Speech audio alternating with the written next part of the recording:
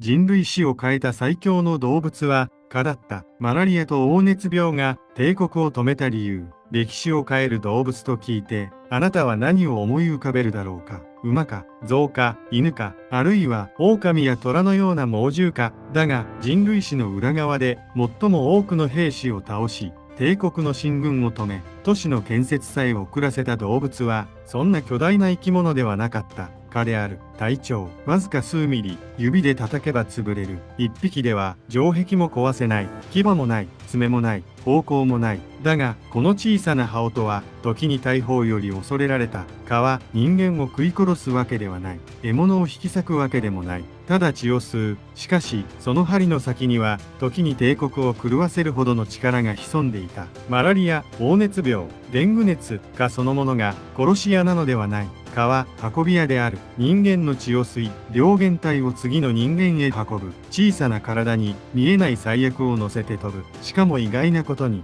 人間の血を吸うのは主にメスの蚊である。マラリアは感染したメスのハマダラ蚊によって人から人へ広がり、黄熱病は主にヤブ家族やヘマゴグス族の蚊によって媒介される。つまり歴史を変えたのは獣王でも軍馬でも先祖でもなかった小さなメスの蚊だった。第一章蚊は殺し屋ではなく運び屋だった。蚊の恐ろしさはその弱さにある。ライオンは見れば逃げられる。毒蛇も姿を見れば警戒できる。だが蚊は夜の闇に紛れ、湿地に潜み、耳元で小さく鳴くだけだ。その存在はあまりにも小さい。だが人間の体に針を刺した瞬間、歴史は静かに書き換えられていく。蚊は病を作るわけではない。しかし、病を運ぶ。マラリア原虫、黄熱ウイルス、デングウイルス。これらは蚊の体を通り、人間から人間へ移動する。人間の血管はいつの間にか世界史の道路になり、蚊はその上を飛ぶ小さな運び屋となった。この事実が本格的に理解されるのは近代になってからである。それ以前の人々は熱病の原因を悪い空気だと考えた。湿地から立ち上る不吉な空気、腐敗した土地、熱帯の呪い。だが本当の敵は空気ではなかった。水たまりに生まれ、夜に飛び、人の血を吸う、あの小さな虫だった。そして、この誤解が多くの軍隊を基地へ送り込むことになる。第二章マラリアという見えない城壁。世界史には地図に描かれない城壁がある。山脈ではない。海でもない。国境でもない。それは病である。特にマラリアは熱帯や湿地帯に進出しようとする軍隊や移民にとって見えない防壁となった。軍隊は敵の城を攻めることはできる。砲で城壁を崩し、銃で敵兵を倒すこともできる。だが、夜ごとに兵士の血を吸い、発熱、悪寒、衰弱をもたらすかの軍勢には、長い間、対抗する術がなかった。敵兵と戦う前に、兵士は倒れた。補給線が切れる前に、体力が尽きた。指揮官が命令を出す前に、病室が兵で埋まった。マラリアは戦場で剣を振るわない。旗も掲げない。だが、軍隊の内部から戦力を削っていく。その意味で、蚊は最も静かな敵だった。誰もが見落とすほど小さく、しかし、国家の計画を頓挫させるほど、大きな影響を持つ。歴史の教科書には、王や将軍の名前が並ぶ。だが、実際の戦場では、無数の兵士が、名もなき蚊の羽音に怯えていた。第三章ナポレオンを止めた黄熱病。蚊が歴史を変えた例として、特に有名なのがナポレオンである。19世紀初頭、フランスの英雄ナポレオン・ボナパルトは、ヨーロッパだけでなく、大西洋の向こうにも野望を抱いていた。その中心にあったのが、サンドマング、現在のハイチである。この島は、砂糖やコーヒーを生み出す、フランス植民地帝国の宝石だった。ナポレオンにとって、サンドマングを支配することは、カリブ海と北米大陸にフランスの力を再び広げるための重要な足場だった。だが、そこに立ちはだかったのは、イギリス軍でもアメリカ軍でもなかった。黄熱病である。サンドマングに送られたフランス軍は、熱病によって壊滅的な打撃を受けた。見えない敵は、銃声もなく、兵士を倒していった。当時、人々は黄熱病が蚊によって広がることを知らなかった。原因が理解されるのは、もっと後の時代である。ナショナルパークサービスは、サンドマングを維持しようとする苦闘が、ナポレオンにフランス領ルイジアナをアメリカへ売却させる判断に影響したと説明している。1803年、ナポレオンは広大なルイジアナをアメリカ合衆国へ売却した、いわゆるルイジアナ購入である。この土地は後のアメリカの拡大に決定的な意味を持った。アメリカは一気に広大な領土を得て大陸国家への道を進んでいく。もしフランスがサンドマングを維持し、北米での野望を諦めなかったなら、もし黄熱病がフランス軍をここまで苦しめなかったなら、アメリカの地図は違う形になっていたかもしれない。ナポレオンを止めたもの、それはヨーロッパの王でも連合軍の大砲でもない。カリブの湿った空気の中を飛ぶ丘だった。第4章、パナマ運河を地獄に変えたハオと川、軍隊だけでなく世界最大級の土木事業にも立ちはだかったパナマ運河である。大西洋と太平洋をつなぐ運河、それは人類が地球の形そのものを書き換えようとした巨大事業だった。船は南米大陸を大きく回り込む必要がなくなる。世界の貿易、軍事、海上交通は一変する。パナマ運河は近代世界の欠陥とも呼べる存在だった。だが、そこにはジャングルがあった。湿地があった。そして蚊がいた。フランスは19世紀後半、この運河建設に挑んだ。スエズ運河を成功させた技術と名声を背景に、パナマにも巨大な夢を抱いた。しかし、現実は地獄だった。猛烈な暑さ、豪雨、地滑り、過酷な労働、そしてマラリアと黄熱病。1880年代のフランスによるパナマ運河建設では2万2000人以上の労働者が死亡し、その多くがマラリアや黄熱病によるものだったとされる。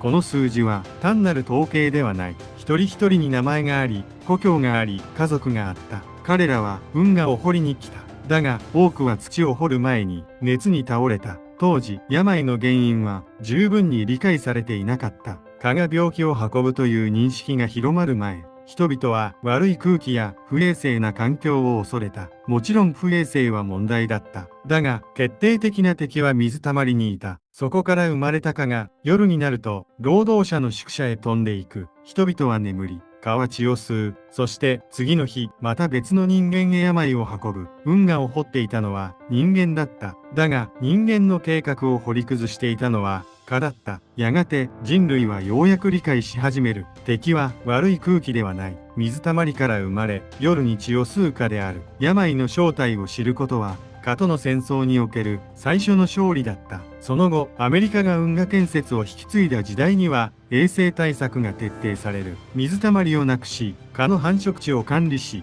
感染症への対策を進めた。パナマ運河は、ただ土を掘った事業ではない。人類が見えない敵の正体を見抜き、自然そのものと戦いながら完成させた近代の記念碑だった。山を崩す技術があっても、蚊を制する知識がなければ、世界を変えることはできなかった。第5章スコットランドの夢を潰した小さな虫、蚊が歴史を変えた話は、フランスやアメリカだけではない。スコットランドにも蚊と熱病に翻弄された悲劇がある。ダリエン計画。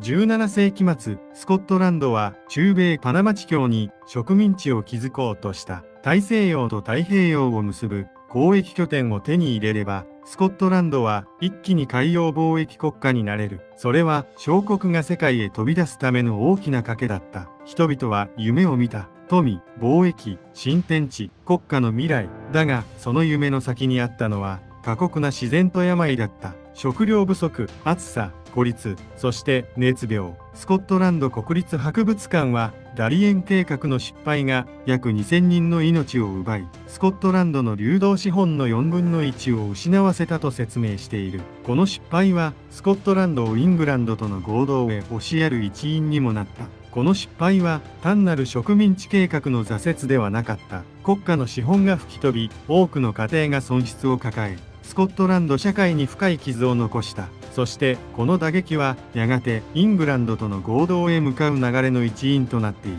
ここでもまた歴史を動かしたのは王の演説だけではなかった。銀行家の判断だけでもなかった。海を越えた野心の前に立ちはだかったのは熱帯の病であり、それを運ぶかだった。ダリエンの密林でなったハオとはやがてブリテンという国家の形にまで影を落とした小さな虫が国家の運命に触れたのである。第6章人類は蚊に勝てたのか？では人類は蚊に勝ったのだろうか？近代以降、人類は蚊との戦い方を学んだ。蚊が病を運ぶことを知り、水たまりをなくし、下水を整備し、蚊帳を使い、殺虫剤を使い、薬を開発した。マラリアに対しては、キニーネをはじめとする治療薬が使われ、予防と治療の知識も広がっていった。人類は少しずつ見えない敵の正体を暴いていった。だが、蚊との戦争は終わっていない。世界保健機関によれば、2024年には世界で推定2億8200万件のマラリア症例があり、推定61万人が死亡している。これは遠い昔の話ではない。歴史のページの中だけに閉じ込められた物語でもない。